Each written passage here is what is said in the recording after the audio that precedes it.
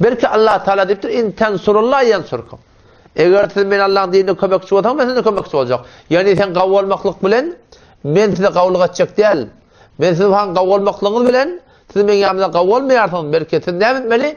In tensurullah. Eğer kavgalık etseniz, eğer Allah'ın dinine kavgalık etseniz, beni Allah size kömekçi olacak, nusretçi olacak deyip de Müslüman da olun. Ama kıynatak da, bizim şu Türkmen il arasında bizim terbiyetimiz formalım. Ta 20-25 yaşayanca.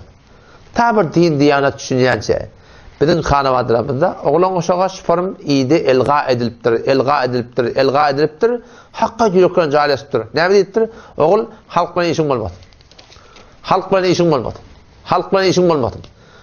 Namaz okuydan bolar. Ödüş bilen bol vermelidir. Halk bilen ne işin var? Doğru Kur'an'ı ters saat aydılıp tuttu. Şimdi geliyor Müslüman yaşa olan tahkik etiye. Din diyanat düşünüp şimdi Peygamber'e öyle takkalı olacak oluyor.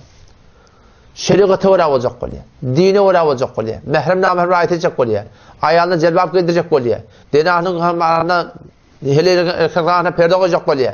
Şimdi 25 siyaset çelliğim halk ben işin olmasın deyip oğlan uşak ullak geldi bizim hanımadırımızda o tam 20-25 yıldan sonra düşünüptür da anne. Dine öyle olacak oluyor. O ne diyor? Halka öyle olmalıdır. Halka öyle bol vermelidir diyorlar. Uçağı var halk ben işin olmasın diyorlar. Toram da halka öyle olmalı yani. Doğru birbirini ters Müslüman da.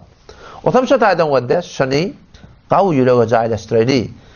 Ki qav olmaklık bilen Allah'ın yanına qav olup olmuyor. Fakat özün qav olmaklık bilen, fakat bendegi etmeklik bilen namazın, aradan, zikrin, talavatın, hazın, yenevirdadın, şu özün irarasında şuparım toğlanış kesip yersin, halk bilen işin yok, diyanat bilen işin yok, din diyanatın qabalına mesuliyetin yok, İslam'ın qabalına hiçbir vazifen yok yalak, bir encam vazife etmektige hiçbir urda aladan bolmasa, yöne fakat özün qavatan bolya, halkın eğer doğrudan işin bolmasan, Allah Teala'nın qavi bolup bolmuyor. Allah Teala ne deyiptir? Lillezine ahsanu fi hadihi dunya hasene. Qavluk eden erkeklerin analara şu dünyada qavluk var diye Allah Teala. Qavluk eden erkeklerin analara deyiptir. Qavvalanlar demeyiptir Allah Teala. Lillezine hasanu demeyiptir Allah Teala. Lillezine ahsanu qavluk edenlere diye Müslümanlar. Pek qavluk etmek gerek. Yani özün qavvalanın bilen Allah'ın yanına qavvalıp olmuyor.